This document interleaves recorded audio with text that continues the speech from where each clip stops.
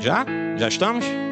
Amém. Ok, então Lucas 5, né? Nossa continuidade ao nosso estudo.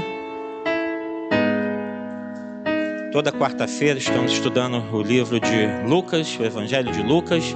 Então abra aí, já deixa aberto em Lucas 5 e vamos orar ao Senhor, pedindo a Deus graça sobre as nossas vidas. Deus e Pai, que estamos nós, Senhor, com a Tua palavra aberta, prontos para estudar, nos aprofundar, conhecer mais e ter também nossa vida transformada pelo Teu poder. Senhor, abençoa a palavra dessa noite, esse estudo, Senhor, que o Teu Espírito venha abrir a nossa mente, o nosso coração, Senhor, falar conosco, ó Deus, descortinar a nossa frente, as riquezas, Senhor, a profundidade da Tua palavra, Senhor, que saiamos daqui edificados por Ti. Nos abençoa rica e abundantemente a nossa oração no nome de Jesus e que o povo de Deus diga amém. Pode se assentar em nome de Jesus.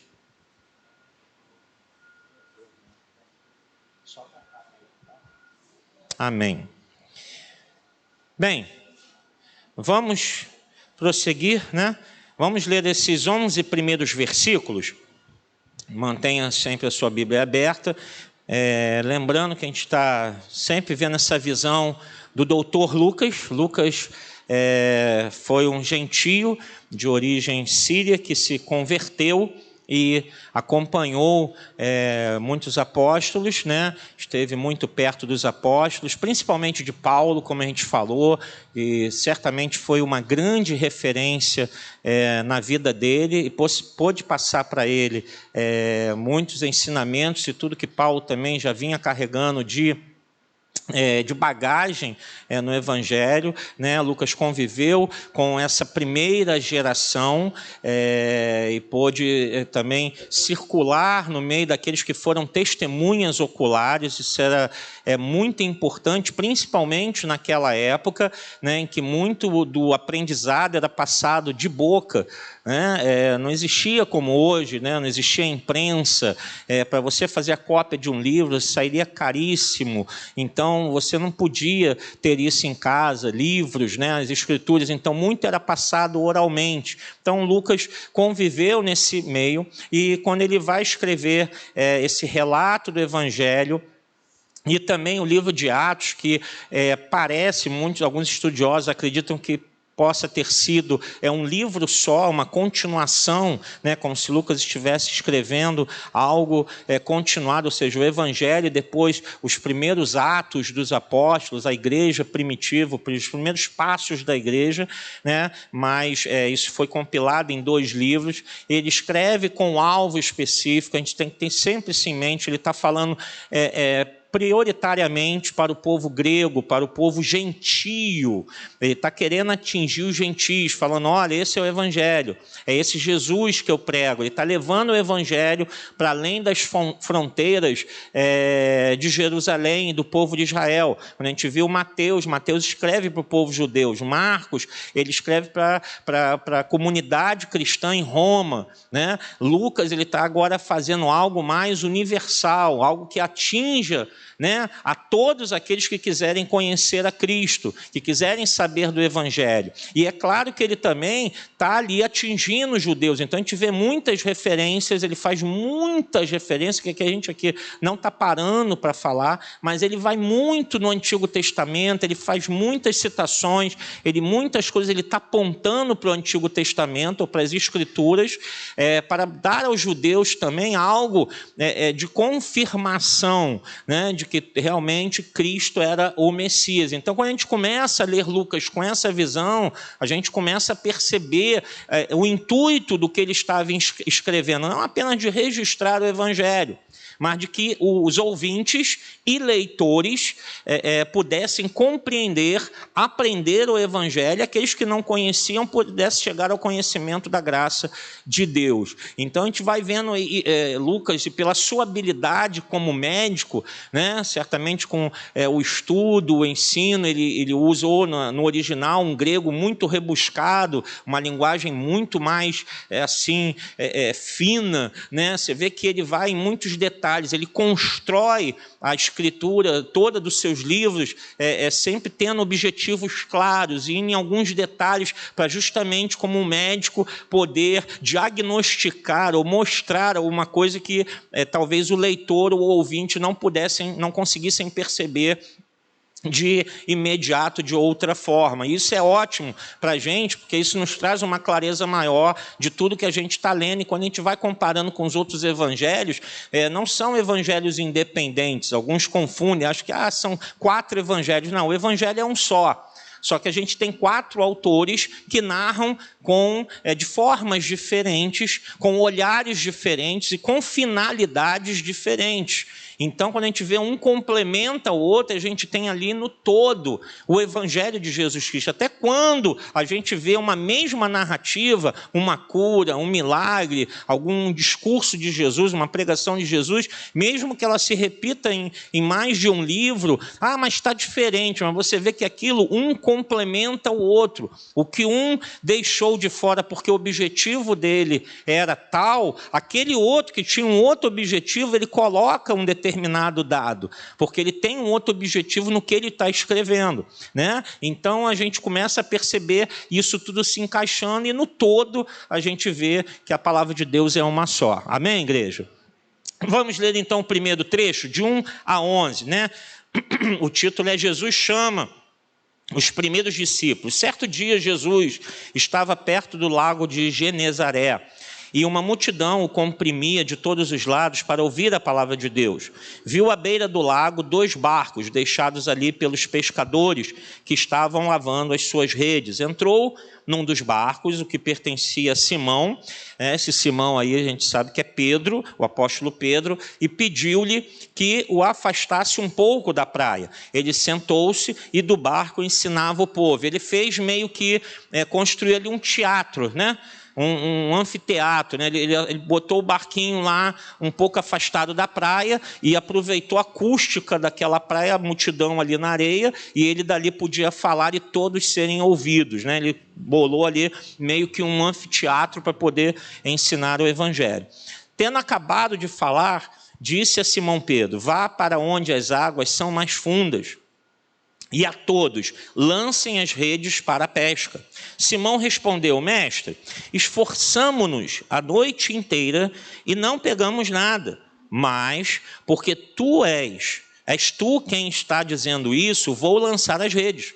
Quando o fizeram, pegaram tal quantidade de peixes que as redes começaram a rasgar-se. Então fizeram sinais a seus companheiros no outro barco para que viessem ajudá-los. E eles vieram e encheram ambos os barcos ao ponto de começarem a afundar. Quando Simão Pedro viu isso, prostrou-se aos pés de Jesus e disse: afasta-te de mim, Senhor, porque sou um homem pecador. Pois ele e todos os seus companheiros estavam perplexos com a pesca que haviam feito, como também Tiago e João, os filhos de Zebedeu, sócios de Simão. A gente vê aqui que havia uma sociedade, era muito comum naquela região da Galileia ter essa sociedade pesqueira. Então, Simão e André, tinham um negócio com o pai, assim como Tiago e João tinham também com seu pai. Então, eles eram sócios. E ali eles juntavam os barcos das famílias, e ali iam pescar e dividiam os lucros, que assim eles podiam produzir mais e até ter um lucro maior. Tá? Jesus disse a Simão: não tenha medo, de agora em diante você será pescador de homens. Eles então arrastaram seus barcos para a praia, deixaram tudo e o seguiram. Vamos então parar aqui nesse primeiro trecho. A primeira coisa que a gente vê aqui, quando Lucas coloca aqui o lago de Genezaré. Esse lago de Genezaré nada mais é do que o mar da Galileia. Por quê? Porque para os gentios, eles olhavam a esse grande lago e chamavam de lago realmente. Só que para os judeus, para os galileus, aqueles que habitavam ali, eles chamavam de mar.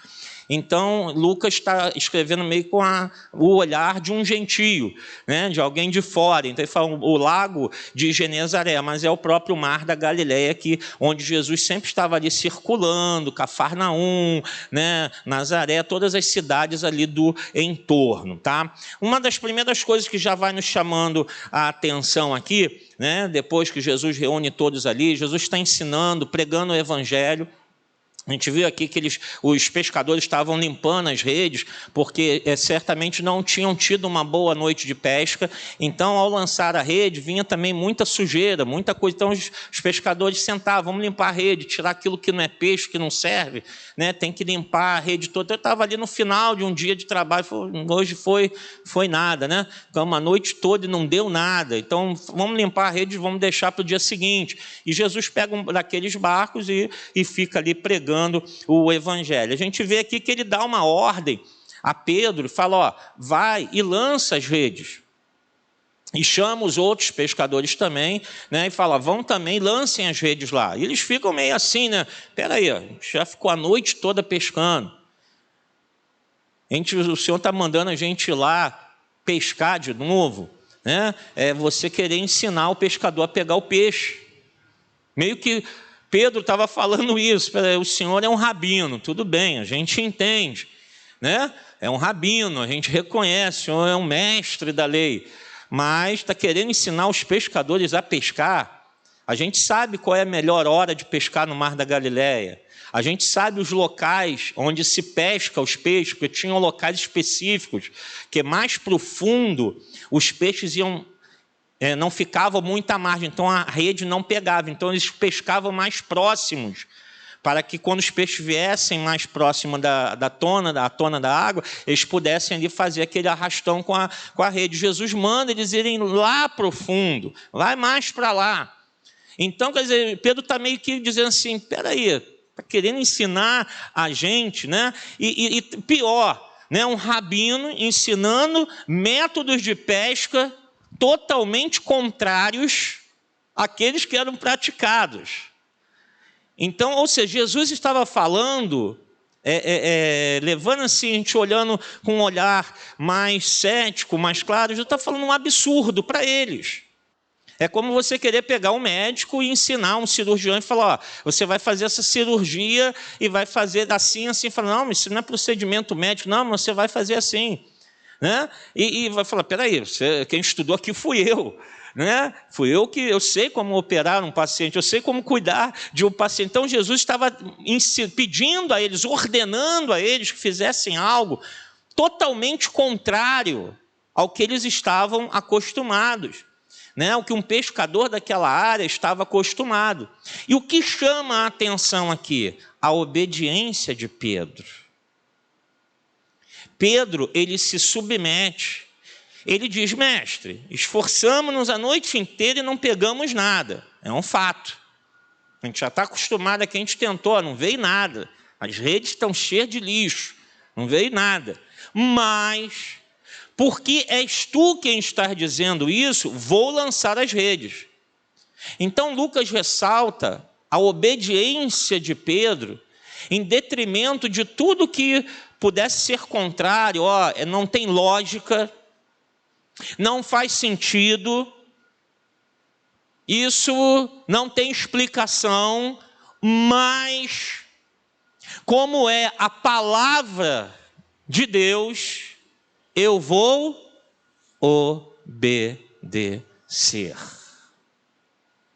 Então Lucas está lançando aqui algo muito maravilhoso, como Pedro já dá um ensinamento, um exemplo de vida do que Jesus requer daqueles que o seguem. Obediência. Servir a Deus sem obedecer a sua palavra, a sua lei, não existe.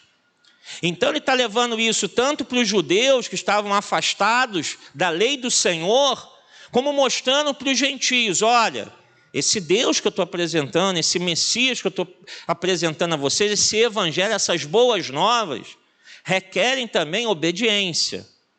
Então, em tudo que esse Jesus vai falar, ele está esperando o quê? Obediência, de você obedecer a ele.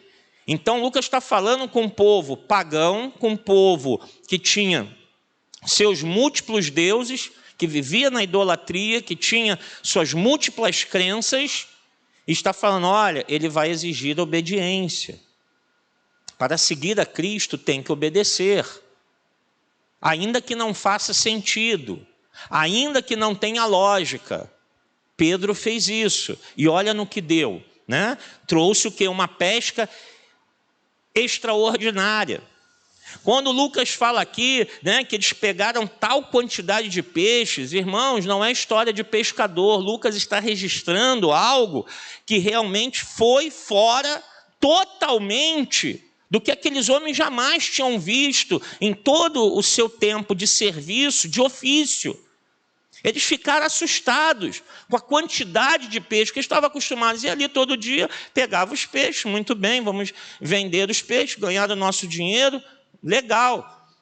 Só que agora eles veem a tanto peixe que primeiro as redes começam a se rasgar, né? E as redes eram o seu instrumento de trabalho. Para consertar as redes era realmente uma despesa alta para eles tinham que parar de trabalhar para consertar, eles têm que chamar a ajuda de outros barcos e começa a ver que os barcos estão superlotados de peixes e o peso começa até a querer afundar os barcos.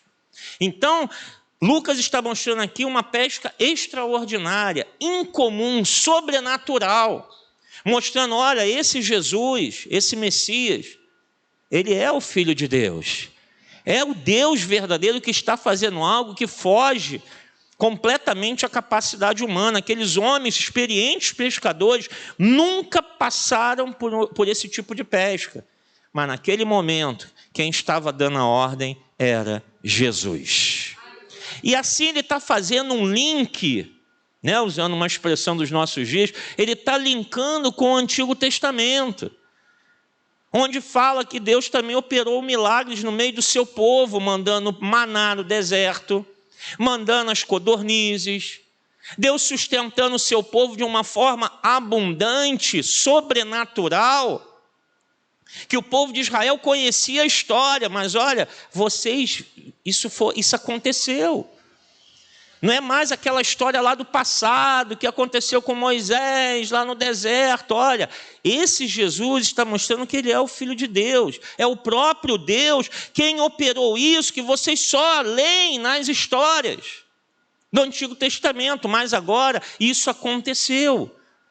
Então, Lucas está apresentando o ministério de Jesus, os seus milagres, o poder com que ele estava ali operando. A gente viu aqui a reação de Pedro, que foi assim, Senhor, afasta-te de mim, porque sou um homem pecador. Pedro tem uma reação de aquele reconhecimento, né, da sua pequenez, da sua inutilidade e de que ele realmente estava diante de Deus. Isso traz muita memória para o judeu, né? Lembra que a gente está falando, Lucas está tentando aí pegar os dois focos. Então o judeu para e vê assim, isso aí me lembra uma coisa, me lembra o chamado de Isaías. Que Isaías, quando tem a visão do trono de Deus, ele fala, Senhor, ai de mim, sou homem de lábios impuros, e vivo no meio de um povo de impuros lábios.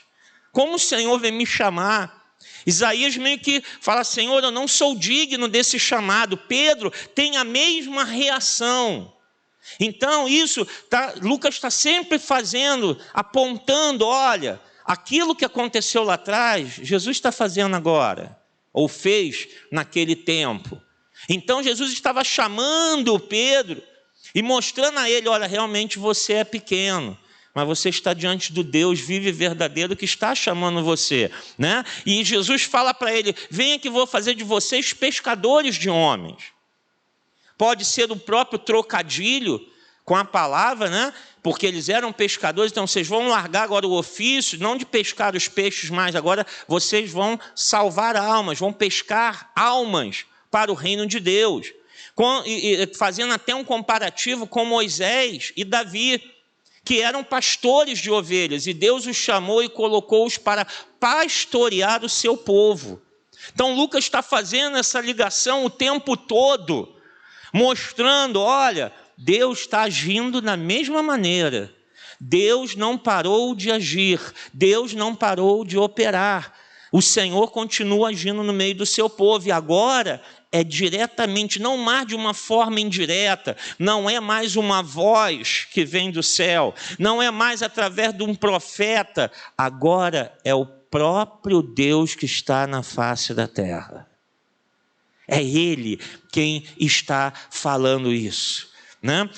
E talvez Lucas também possa ter usado, aqui a gente vê algo muito curioso, que quando Pedro faz essa declaração, né, afasta-te de mim porque sou um homem pecador, e depois Jesus o chama para ser pescador de homens, você vê numa mesma situação, no mesmo cenário, uma junção do juízo.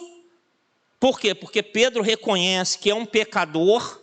Então, quando nós temos essa visão no nosso coração, eu sou um pecador, eu não mereço o que Cristo fez por mim, eu preciso buscar a graça de Deus, eu preciso buscar a misericórdia e o perdão de Deus para a minha vida. Então, Pedro tem essa reação, ele se vê o quê? Diante de Deus, e vendo assim, eu sou pecador, o juízo de Deus vai vir sobre a minha vida, eu vou morrer. A mesma reação de Isaías, só que ao mesmo tempo Jesus apresenta a ele a salvação. Olha, eu vou fazer de você pescador de homens. Você reconheceu que é um pecador? Então a minha obra agora de restauração da tua vida, eu vou te dar um novo chamado, uma nova vida, e agora vou reescrever a tua história. É o que é isso? Jesus estava ali apresentando o evangelho, que pega a nossa vida, nos tira de tudo, todo o nosso contexto, nos coloca numa nova vida, num novo propósito, numa nova situação, onde Ele faz tudo novo em nossa vida, para levar o evangelho a outras pessoas, para pregar o evangelho, pregar o reino de Deus, e mostrar, eu agora sou salvo pela graça de Deus. Lucas está apresentando o evangelho numa situação. Em duas declarações de Pedro e de Jesus, ele mostra, olha, o perdido e o Salvador, dando a salvação ao perdido. Sutilmente, ele apresenta isso que estava acontecendo.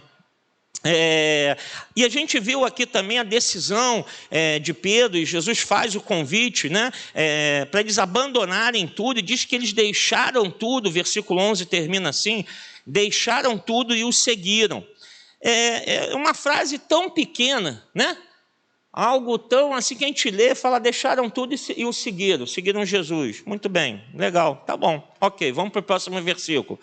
Mas para pensar, quando a gente vai no contexto e vai ver, a gente está falando da região da Galileia. Era uma região mais afastada, era o interior de Israel. Era uma região onde a maioria dos habitantes eram camponeses, viviam da agricultura. E alguns poucos tinham o seu negócio na pesca, justamente no Mar da Galileia. Só que a pesca era muito mais rentável do que o serviço de um camponês. Então, quando a gente olha esses homens, Pedro, seu irmão André, João, Tiago, que tinham seus negócios próprios com seus pais, que tinham a sua empresa de pesca, a gente não está falando de pessoas tão pobres assim. Eles tinham um certo padrão de vida. Eles desfrutavam, naquele contexto da Galileia, de um certo padrão, eles tinham uma renda muito melhor do que a maioria dos moradores e habitantes da Galileia. Eles tinham o seu próprio negócio, eles viviam bem, tinham funcionários, eles tinham uma vida estabilizada ali. E Jesus os chama, venha e me siga, vou fazer de vocês pescadores de homens. E aí para pensar em você largar tudo e seguir esse mestre, esse rabino que está te chamando para uma obra espiritual. Eles estão abandonando o seu ofício, o seu negócio, algo que não foi uma decisão fácil. Mas o Evangelho requer isso de nós. Para seguir a Cristo, nós vamos ter que tomar decisões difíceis. Nós temos que negar, vamos ter que abandonar, vamos ter que dizer não. Coisas vão mudar na nossa vida e mudam na nossa vida por obediência e pelo chamado de Deus a nós. Coisas que nós prezávamos, Jesus vai falar assim, olha, abandona isso. Deixa isso. O recado de Lucas ao leitor, ao ouvinte esse é o Evangelho. O perdido encontra salvação em Jesus. Só que isso vai requerer decisões, posições, coragem, porque não é fácil. Seguir a Cristo não é uma coisa fácil assim, você vai ter que tomar algumas decisões. Esses homens abandonaram os seus negócios. Eles deixaram o seu negócio para seguir a Cristo. Então, há um preço a se pagar. Seja em qual for a esfera, nesse caso aqui, era na esfera material, financeira, mas às vezes pode ser em outra área da nossa vida, em que nós vamos ter que pagar um preço para seguir a Jesus, perder amizades, talvez perder um emprego, sim, porque você quer honrar a Deus, você vai ter que tomar decisões, você vai ter, ou é Jesus, ou sou eu.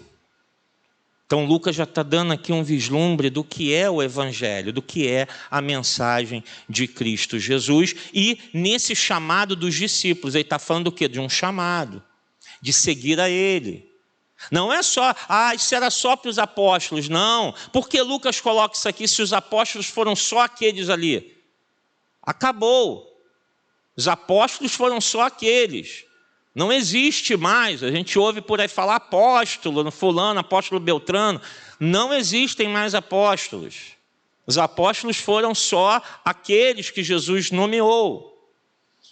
Então, o que Lucas está fazendo aqui, dizendo, olha, isso aqui são para aqueles que querem seguir a Cristo, que estão sendo chamados por Cristo. Vão ter que tomar a decisão, reconhecer que são pecadores, receber a salvação e tomar decisões difíceis. Amém? Vamos para a segunda parte, 12 a 16. A cura de um leproso. Estando Jesus numa das cidades, passou um homem coberto de lepra. Quando viu Jesus, prostrou-se com o rosto em terra e rogou-lhe, se queres, podes purificar-me. Só um adendo aqui, quando se fala em lepra na Bíblia, a gente está falando, o escritor está escrevendo com a visão médica da época. Então, naquela época, qualquer tipo de doença de pele era considerada lepra. Eles não tinham essa distinção. Se era uma dermatite, hoje a gente sabe, né? Vai no dermatologista, pode ser tem uma manchinha aqui, tem um carocinho aqui, tem isso aqui, não sei o quê, a pele aqui está assim, está assada, é isso aqui, passa uma pomadinha, toma um remedinho. Naquela época, qualquer coisa que mudasse na pele, falava, está leproso, afasta ele, está com lepra. Era a medicina da época. Então, a gente não sabe qual era o nível disso aqui, mas era considerado leproso. Mas a gente vai entender o que acontece. Vamos lá. 13. Jesus estendeu a mão e tocou nele, dizendo, quero, seja purificado. E imediatamente a lepra o deixou. Então Jesus lhe ordenou, não conte isso a ninguém, mas vá mostrar-se ao sacerdote e ofereça pela sua purificação os sacrifícios que Moisés ordenou para que sirva de testemunho. Todavia, as notícias a respeito dele se espalhavam ainda mais, de forma que multidões vinham para ouvi-lo e para serem curadas de suas doenças. Mas Jesus retirava-se para lugares solitários e orava. Bem, falando dos leprosos, a gente sabe que a visão da época era uma visão da época, da medicina da época. Porém, o que acontecia?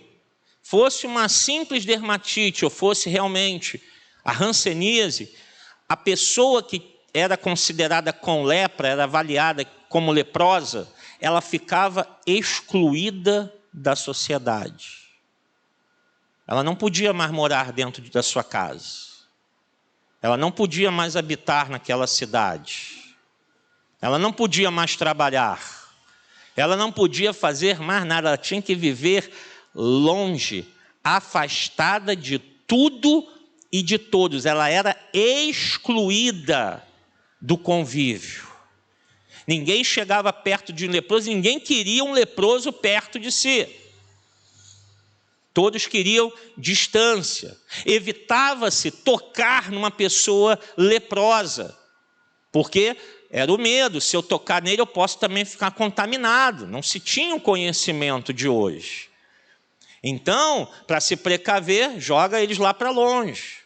E às vezes muitos que não tinham lepra, às vezes até conviviam com outros, podiam desenvolver realmente a lepra ou morrer de uma outra doença, mas era o que eles tinham na época. Era o conhecimento da sociedade naquela época. Então a gente está falando de um homem, não só que tinha uma doença, mas um homem que era abandonado, excluído, rejeitado, deixado de lado. Não podia ver sua família, não podia ver sua esposa, se ele era casado, não podia mais ver seus filhos, não podia trabalhar, ia ter que depender da esmola das pessoas, de alguém lá levar algum alimento para ele.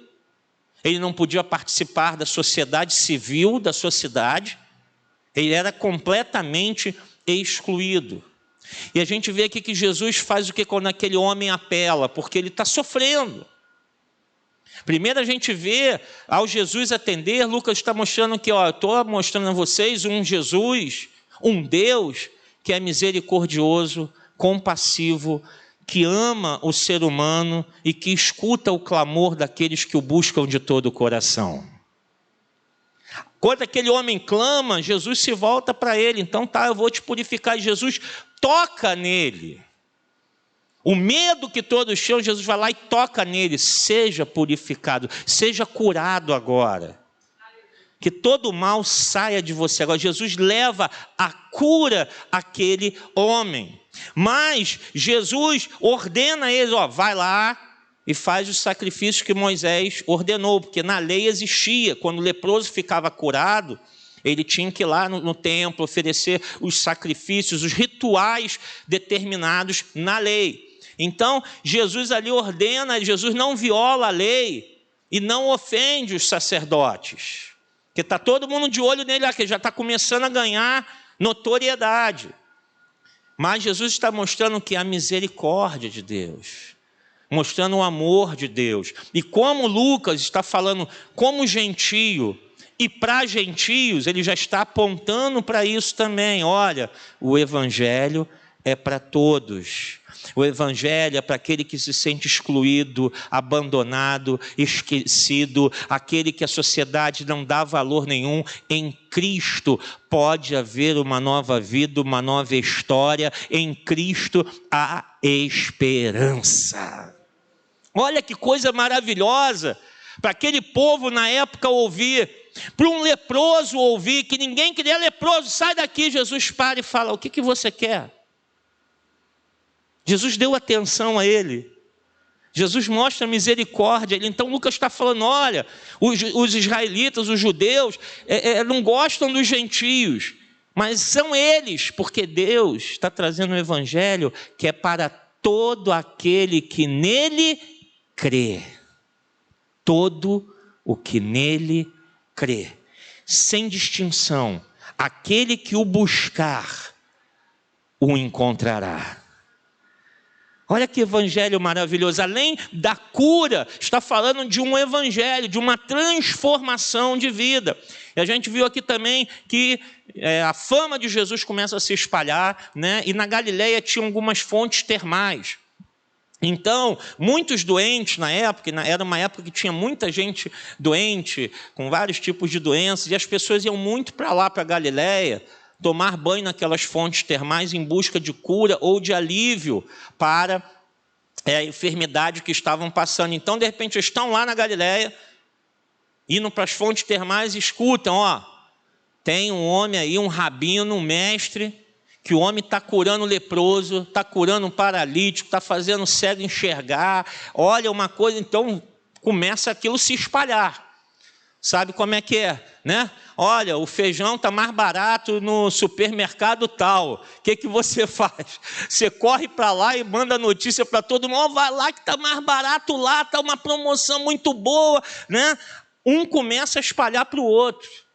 E quando você vê, está aquela multidão. Era o que estava acontecendo com Jesus. E olha que não tinha telefone, não tinha televisão, não tinha internet, era no boca a boca. Mas um ia falando para o outro, ia falando para o outro, e mais ia chegando gente em busca de uma cura, de um milagre. Mas nós vemos aqui que Lucas contrasta isso, dizendo que Jesus retirava-se para lugares solitários e orava. Então aqui Jesus apresenta esse homem perfeito que é Jesus. O Filho de Deus, o homem perfeito, ele foge da fama, ele não quer os holofotes, ele não está preocupado com notoriedade, ele não quer ganhar notoriedade social, ele não quer que o nome dele seja conhecido como homem. Ali estava o homem, Jesus, embora fosse Deus, mas é o homem, é aquele que está ali orando, é aquele que está ali realizando milagres jamais imaginados. Então, Lucas está apresentando um evangelho de transformação de vida, de milagre, falando: quem opera isso é esse homem perfeito, é o Filho do Deus vivo. Amém? Vamos continuar, que aí vem um outro milagre agora. A cura do paralítico. Certo dia, quando ele ensinava, estavam sentados ali fariseus e mestres da lei, procedentes de todos os povoados da Galiléia, da Judéia e de Jerusalém. Ou seja, não só os doentes estavam indo em busca de Jesus, mas os mestres da lei, fariseus, doutores, né? Os religiosos também queriam: quem é esse homem? Que a gente não sabe quem é. O que ele está pregando? O que ele está ensinando? Vamos lá ouvir. Então começou aí também grupos e mais grupos de religiosos da época para ouvir o que ele tinha a falar. E o poder do Senhor estava com ele para curar os doentes. Vieram alguns homens trazendo um paralítico numa maca e tentaram fazê-lo entrar na casa para colocá-lo diante de Jesus. Não conseguindo fazer isso por causa da multidão, subiram ao terraço e o baixaram em sua maca através de uma abertura até o meio da multidão, bem em frente de Jesus. Irmãos, as casas naquela época eram muito pequenas, né? Relatos aí até de escavações da arqueologia mostram que as casas naquela região, no máximo, comportariam 20, 30 pessoas em pé. Eram espaços minúsculos. Você imagina uma multidão querendo ouvir Jesus, todo mundo se espremendo, a casa já está cheia, já tem gente do lado de fora, pendurado na janela. E aí vem esse pessoal aqui querendo levar um paralítico para Jesus curar.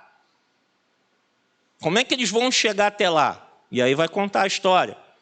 Vendo, né, que eles subiram ao terraço. Aí Jesus, vendo a fé que eles tinham, lhes disse: homem, os seus pecados estão perdoados.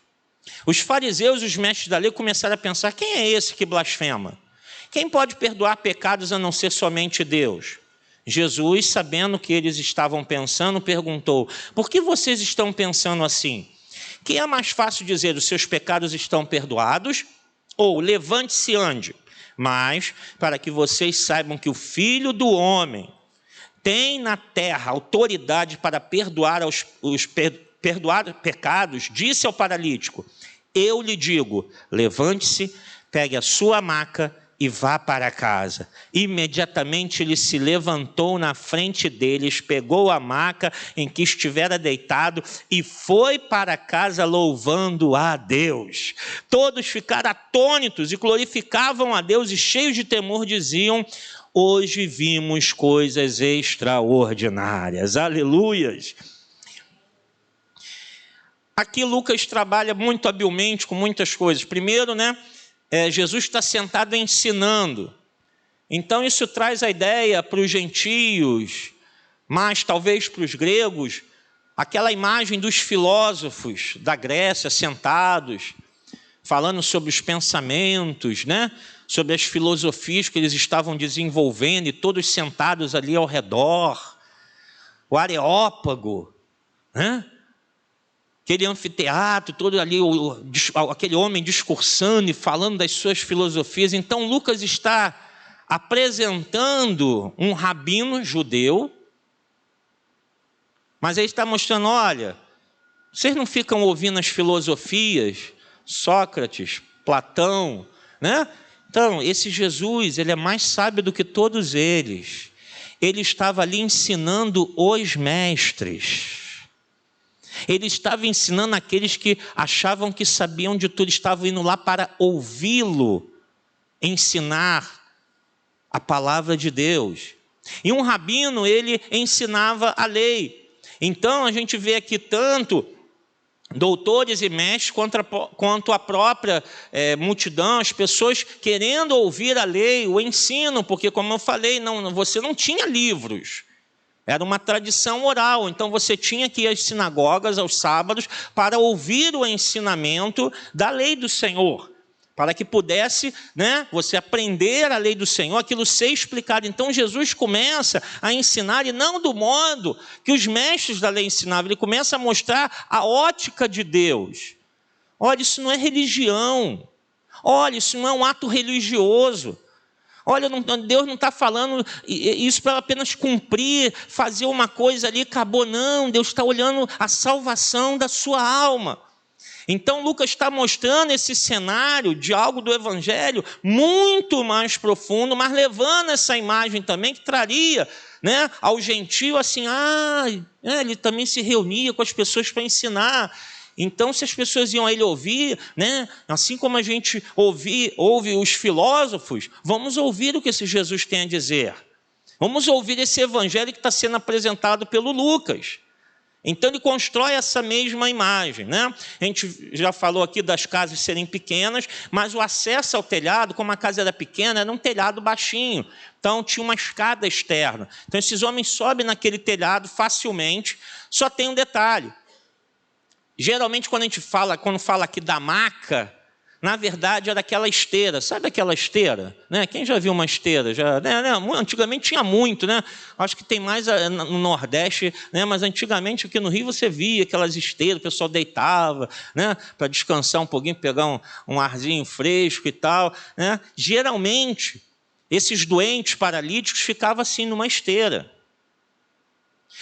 Estão ali esses homens carregando um paralítico numa esteira, subindo uma escada, indo a um telhado, tendo que abrir esse telhado e de algum jeito descer esse paralítico até perto de Jesus.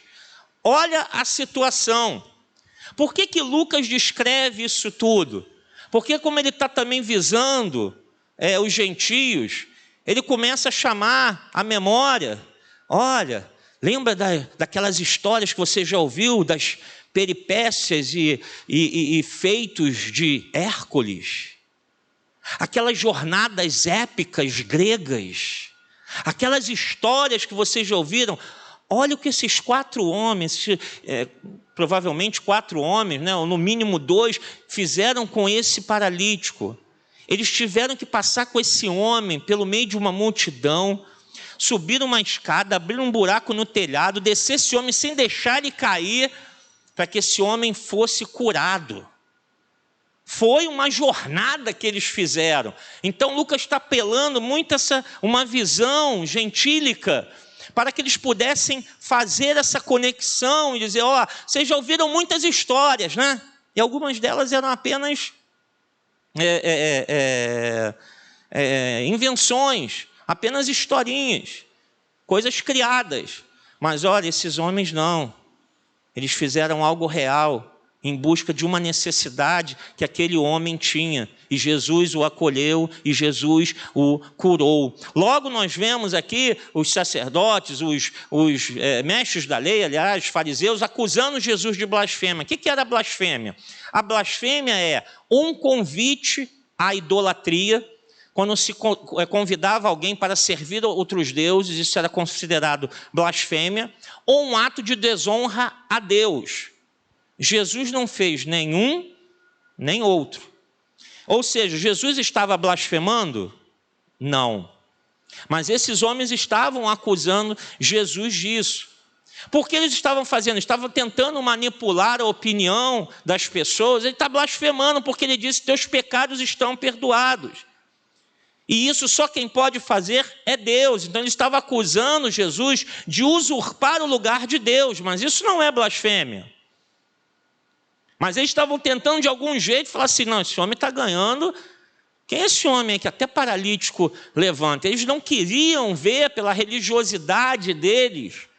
Eles não queriam ver o que Deus estava fazendo. Então eles começam a levantar acusações para tentar parar. Já começa a ver a resistência ao ministério, à missão de Jesus em todos os momentos, até chegar ao ápice, que é a sua morte e crucificação, que foi arquitetado o quê? Pelos religiosos, que não queriam aceitar a palavra de Deus, que queriam continuar vivendo numa religiosidade que lhes dava poder, tranquilidade, vida boa, influência política, social. Eles não queriam abrir mão disso e se consertar. Então eles começam a acusar Jesus, tentando de alguma maneira parar esse rabino que está vindo com umas ideias doidas aí, está fazendo umas coisas esquisitas. E eles acusam Jesus de blasfêmia, quando não houve nenhuma blasfêmia ao nome do Senhor. E a gente vê aqui mais um milagre acontecendo, porque Lucas está mostrando isso aqui mais uma vez, que geralmente o milagre era visto como uma prova de que um mestre era realmente um representante de Deus. Então Lucas está apresentando Jesus, mostrando: olha, ele realmente é o Filho de Deus. Quem pode levantar um paralítico, fazendo um paralítico andar? Quem tem esse poder? Só Deus. Então Lucas está apresentando, começa falando de Jesus num discurso, então fala: então ele era um filósofo, e termina falando: não, muito mais do que um filósofo, ele é o conhecedor de todas as coisas, e mais, ele é o próprio Deus que faz o paralítico andar. Então a gente não está vendo só um milagre, a gente está vendo a apresentação do Evangelho do próprio Filho de Deus aqui, aqueles que iriam ler, ok? Vamos continuar, o chamado de Levi. Depois disso, Jesus saiu e viu um publicano chamado Levi, sentado na coletoria, e disse-lhe: siga-me. Levi levantou-se, deixou tudo e o seguiu. Então Levi ofereceu um grande banquete a Jesus em sua casa. Havia muita gente comendo com eles, publicanos e outras pessoas, mas os fariseus, aqueles mestres da lei que eram da mesma facção, queixaram-se aos discípulos de Jesus: por que vocês comem e bebem com publicanos e pecadores? Jesus lhes respondeu: não são os que têm saúde que precisam de médico, mas sim os doentes. Eu não vim chamar justos, mas pecadores ao arrependimento. Bem, uma pergunta, vamos ver se vocês estão afiados aí, dos nossos estudos do ano passado. Quem é esse Levi? Mateus. É o próprio Mateus, né? Não sabemos se o nome dele era Levi Mateus, Mateus Levi, né? Mas aqui Lucas coloca o seu nome como Levi, mas era a própria narrativa registrada lá em Mateus da sua conversão ao Evangelho, do publicano, ou seja, o coletor de impostos. Não se sabe exatamente se Mateus era um coletor de impostos do Império Romano, ou, como a gente está ali na região da Galileia, ele talvez fosse um agente aduaneiro, né? Como era lugar de embarcações, transporte de mercadorias, então tinha lá os impostos a serem pagos, e talvez Mateus fosse um desses agentes aduaneiros, trabalhava ali naquela área da Galileia. Mas, de qualquer maneira, ele trabalhava com impostos, né? E a gente sabe que o publicano para o judeu era mais um que era colocado para longe. Eles odiavam os cobradores de impostos. Por quê? Primeiro, porque serviam o Império Romano. Segundo, por quê? Porque a grande maioria era desonesta. Cobrava além do que deveria cobrar, para tirar proveito para si próprio. Se o Império Romano cobrava 1, eles iam lá e cobravam 2, 3, 4. E se você não pagasse, você era denunciado ao Império Romano por estar sonegando impostos. Então, os judeus odiavam os publicanos, né? E a gente vê aqui que Levi, ou Mateus, se levanta, deixa tudo e segue a Jesus. Mais um exemplo. Agora para pensar. Mateus é um homem rico, bem-sucedido, porque um homem, para dar o banquete que ele deu, a gente falou isso quando estudou o livro de Mateus, ele tinha que ter uma casa grande, e para dar um banquete para muita gente, você tinha que ter muito dinheiro. Então Mateus não era um perrapadozinho, não era um pobrezinho, tadinho, um coitadinho que estava lá, não. Era um homem de posses, morava numa boa casa, tinha muito dinheiro, né?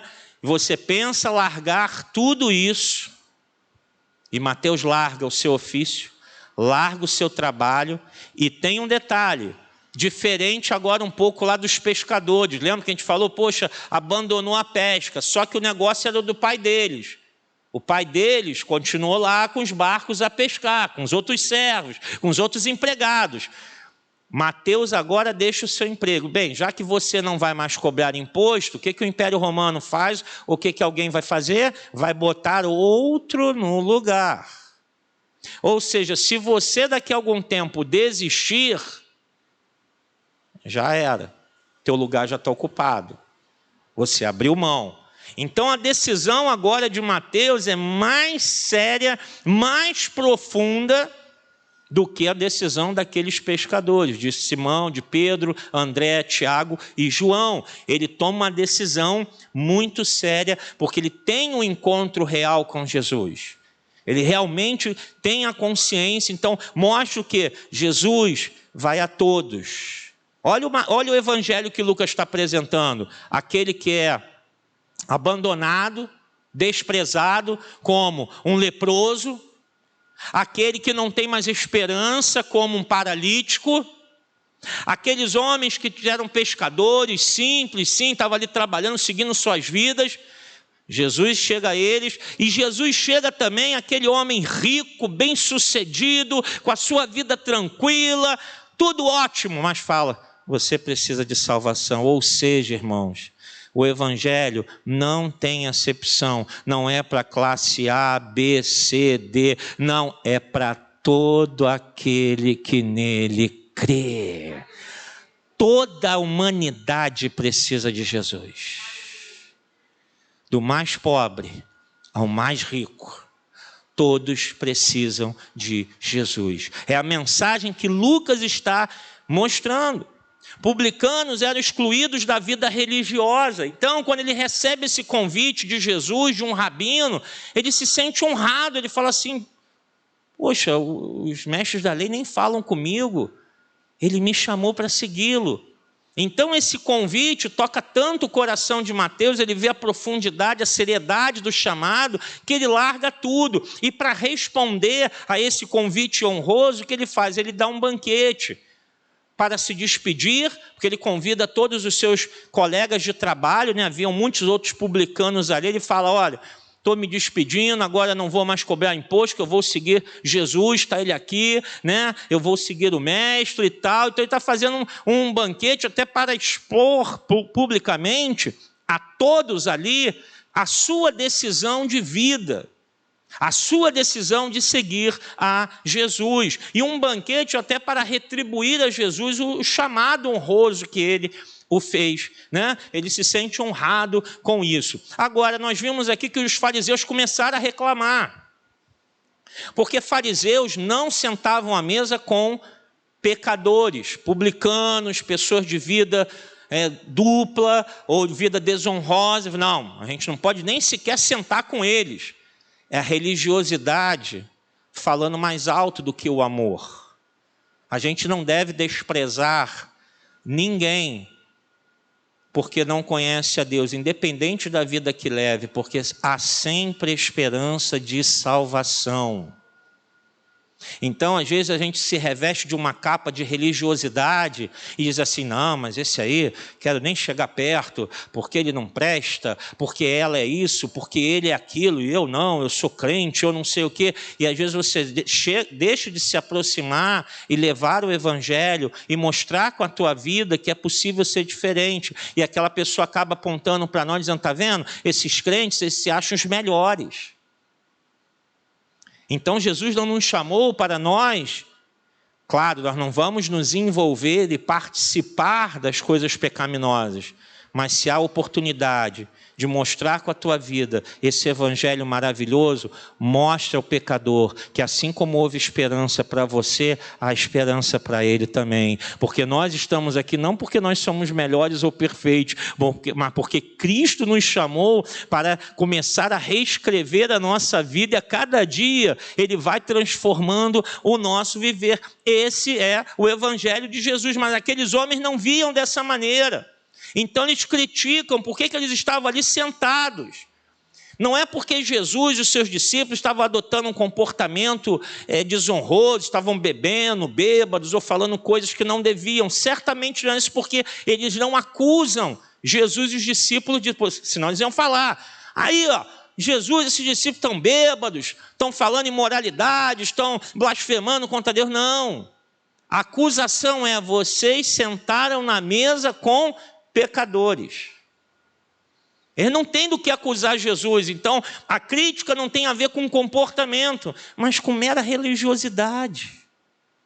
Com mera religiosidade. Lucas está mostrando o seguinte, gente, o evangelho é aberto aos gentios, a todos os povos, a todo aquele que nele crê. E até hoje, irmãos, a igreja tem que estar aberta a todos. Se chegar aqui o traficante, o bandido, o homossexual, seja quem for, se a pessoa quer Jesus e quer uma mudança de vida, nós temos que acolher, temos que pregar o evangelho para ela e mostrar: olha, você quer mudar de vida, Jesus está aqui para mudar a tua vida. Esse é o evangelho. E não olhar com aquele olhar, né, de julgamento. Ih, meu Deus, eu conheço esse aí, esse é o bandidão da área. Quem sabe? Nessa terça-feira, ontem, no Presbitério Nacional, o bispo Alexandre, lá do Recife, né, que estão com as igrejas fechadas, o bispo Alexandre falou que numa das nossas igrejas de lá, recentemente, eu não me lembro agora quanto tempo, ele falou que tem agora, pouco tempo, 2 traficantes da região entraram para a igreja, se renderam a Jesus, foram batizados nas águas e estão servindo a Deus lá no Recife. A igreja tem que estar aberta, irmãos, e nós temos que acolher. Então, se um dia você vê aqui, esse é o bandidão da área, abrace ele. Fala: que bom que você está aqui, eu conheço você, seja bem-vindo. Ao invés de a gente olhar com aquele olhar, ih, meu Deus, né? Ai, Jesus, e aquela mulher que é lá, que é espírita, aquele ali, eu sei que ele é homossexual. Vamos abraçar e dizer: há esperança em Jesus, você pode mudar de vida, não viver a vida que você está vivendo, mas Jesus pode transformar o teu viver. Nós temos que estar com nossos braços abertos, irmãos, para acolher a todos sem julgamentos. O que aqueles fariseus estão fazendo? Julgando. Eles são pecadores, sai daqui, a gente não pode estar nessa casa não. Jesus falou: não, eu não vim para os sãos, ou seja, para os que têm saúde. Eu vim para aqueles que querem a salvação da alma. Pedro falou: sou um pecador. Vem, meu filho, me segue. Mateus falou: opa, eu sou um pecador. Vem, rapaz, larga tudo e me segue. Esses outros estão aqui, são pecadores, eles querem me seguir. Deixa eles me seguirem, porque eu vim para salvar o pecador. Esse é o evangelho de Cristo Jesus. E para terminar, o aperto das acusações continuam. E eles lhe disseram: os discípulos de João jejuam e oram frequentemente, bem como os discípulos dos fariseus, mas os teus vivem comendo e bebendo. Ou seja, eles não se deram por satisfeitos, porque eles acusaram primeiro de estar sentado na mesa com pecadores. Não deu certo. Jesus falou: rapaz, não adianta. Eu vim pregar a palavra de Deus. Então ele falou: opa, então vamos para outra artimanha. Eles vão entrar na questão do jejum. Os discípulos de João Batista estão lá jejuando, orando, agora vocês estão aí comendo e bebendo. Ou seja, agora que é para seguir a Cristo, você não vai mais comer e beber. Olha a falta de lógica na coisa. Mas eles estão tentando ali criar um ambiente contrário a Jesus. Aí 34, Jesus respondeu: podem vocês fazer os convidados do noivo? Jesus traz o quê? Uma ideia de uma festa de casamento. Jejuar enquanto o noivo está com eles, mas virão dias quando o noivo lhes será tirado, naqueles dias jejuarão. Que ideia é essa que Jesus está mostrando? A festa de casamento judaica levava para lá de 7 dias. Reunia não só a família dos noivos, mas toda a região, todas as pessoas conhecidas eram chamadas, e a festa era de dias e dias de comemoração. Então eram dias em que não se fazia jejum, nenhum judeu estava convidado para uma festa de casamento e falava: não vou não, porque eu estou fazendo um jejum. Não é hora de jejuar. Por quê? Porque o noivo e a noiva estão celebrando o casamento. Quando eles forem viver a vida deles a dois, aí acabou, então faça o seu jejum. Mas agora não é hora. Isso era o quê? Natural para os judeus. Então Jesus traz essa ideia da festa de casamento, mostrando: espera aí, o noivo está aqui. Quem é o noivo, irmãos? Jesus. O que ele está dizendo? Enquanto o noivo, eu, estiver aqui, não é o momento de jejuar, mas vai chegar a hora que o noivo será tirado. O que é esse será tirado? Que Jesus ia o quê? Morrer, né? E voltar aos céus. Aí sim chegará a hora de jejuar e orar. Então Jesus está mostrando: ó, vocês estão tentando trazer um argumento que não vai, não é por aí. Vocês ainda não entenderam o que eu estou fazendo aqui. Vocês estão olhando com olhar religioso, eu estou olhando com olhar de Deus. Lucas está apresentando isso aos seus ouvintes. 36, então lhes contou esta parábola: ninguém tira um remendo de roupa nova e o costura em roupa velha. Se o fizer, estragará a roupa nova, além do que o remendo da nova não se ajustará à velha. E ninguém põe vinho novo em vasilha de couro velha. Se o fizer, o vinho novo rebentará a vasilha, se derramará e a vasilha se estragará. Ao contrário, vinho novo deve ser posto em vasilha de couro nova. E ninguém, depois de beber o vinho velho, prefere o novo, pois diz: o vinho velho é melhor. Então vamos lá, para a gente finalizar agora. Primeiro, jejum, voltando ao que Jesus falou, era uma prática judaica comum, né? Os judeus praticavam o jejum, né? Só que sempre também aliada à oração, à penitência, né? Tinha essa ligação. O jejum era praticado com um momento de devoção a Deus, só que tornou-se uma religiosidade. Então Jesus está atacando isso aqui. Aqueles homens estavam cobrando dos discípulos de Jesus: porque eles não estão jejuando, estão aí comendo e bebendo. Jesus fala: esse jejum que vocês estão praticando é uma velha religiosidade. É apenas algo por fora, não é algo lá dentro. Então isso aí é algo que não serve. E aí Jesus vai trazer alguns exemplos, vai trazer esses 2 comentários sobre a roupa e sobre as vasilhas, né? Um mestre sempre cuidava dos seus discípulos. Então é claro que Jesus ensinava o jejum. Dificilmente os discípulos e apóstolos não jejuavam, né? Não se tratava disso. O ataque aqui é um ataque religioso, um ataque contra Jesus. Aí Jesus faz aquela comparação com a festa de casamento e ele vai falar da roupa velha. A roupa velha que recebe remendo novo, ela se rasga. Que a roupa naquela época, né, a pessoa só tinha uma peça de roupa.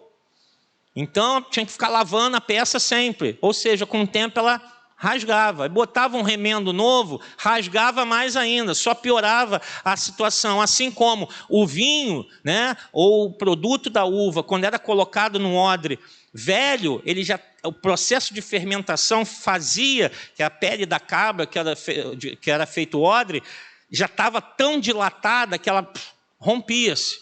Então se fazia: vamos Esprememos as uvas agora. Bota no odre novo, porque ele vai aguentar o processo químico de fermentação. A roupa rasgou, não adianta botar remendo novo. Então Jesus está usando isso, na verdade, para falar o que a eles? Vocês vêm com essa história de jejum, mas vocês estão trazendo para mim uma velha religiosidade. E eu estou apresentando algo novo. Ou seja, uma vida em Deus. Então, abandona isso. Não adianta jejuar sem um novo viver. Você pode passar dias e dias em jejum, mas se a tua vida não é transformada aqui, de nada vale. Você pode vir à igreja quantos cultos quiser. Se a tua vida não é transformada aqui, quando você está lá fora, porque aqui a gente passa 1h30. Quantas horas a gente passa fora dessa porta, irmãos? Quantas horas a gente passa nesse mundo? Se aqui não há transformação, não adianta nada. Jesus está mostrando, olha, eu estou trazendo algo novo que não vai se encaixar na velha religiosidade de vocês. O meu remendo novo não cabe na roupa velha de vocês. O meu vinho novo não vai encaixar no odre velho de vocês. Ou se torna uma nova criatura, um novo viver, para seguir o evangelho, as boas novas, ou você vai ficar naquilo que é velho. E ele fala, aqueles que conhecem o velho dificilmente vão abrir. Era o caso deles. Vocês estão tão presos à religiosidade de vocês que as boas novas, vocês estão dizendo, não, isso aí não, espera aí, não. E Lucas está apresentando agora para fechar, né? Os gregos eram muito mais abertos a novidades do que os judeus. Quando a gente vai ler lá em Atos, que Lucas vai narrar que Paulo chega em Atenas e começa a pregar, né? Os filósofos, os mestres da cidade falam, vamos fazer o seguinte, vamos marcar uma reunião amanhã aqui no Areópago, e aí você vai explanar essa nova doutrina para todos nós queremos te ouvir, vamos reunir todo mundo aqui para a gente ouvir você falar. Os gregos já tinham mais essa percepção, não, alguém trouxe uma ideia nova, vamos ouvir. Então Lucas está apelando muito a isso, dizendo, olha, eu estou trazendo, Jesus está trazendo algo novo, um vinho novo, um remendo novo. Então ouça esse evangelho, porque esse evangelho significa a transformação de vida daqueles pescadores, a transformação de vida daquele leproso, a transformação de vida daquele paralítico, a transformação de vida daquele publicano. Jesus transforma tudo em novo. Que evangelho! Olha como Lucas costura isso tudo, irmãos. Olha como ele habilmente tece esses fatos para que aquele que está ouvindo e lendo na época fale assim, puxa, é isso? É isso. É o evangelho. Isso tem a ver conosco, claro, porque a gente precisa de Jesus todos os dias da nossa vida. Cada dia mais. A gente tem que abandonar as nossas velhas religiosidades. A gente tem que abandonar certas coisas que a gente está tão preso, que a gente acha, não, isso aqui, né? Eu tenho que vir, eu falo tanto isso aqui, né? Domingo é dia do Senhor, é dia do Senhor, nós temos que estar na igreja, sim, mas se você vier todo domingo à igreja, de manhã e à noite, apenas por um ato religioso, só para bater cartão, Deus está vendo o nosso coração. Isso não é nada.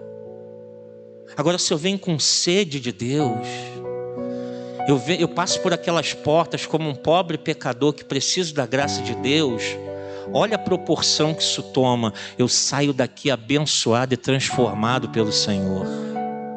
Eu tenho encontro real.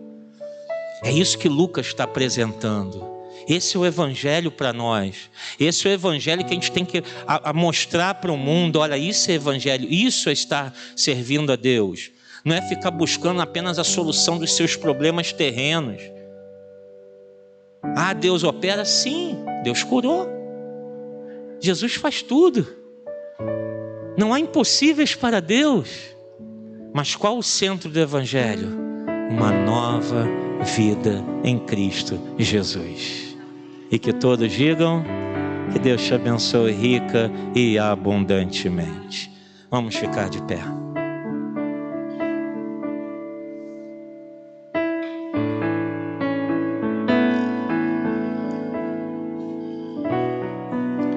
Obrigado, Senhor, pela tua santa palavra, por estudarmos mais um pouco das tuas escrituras.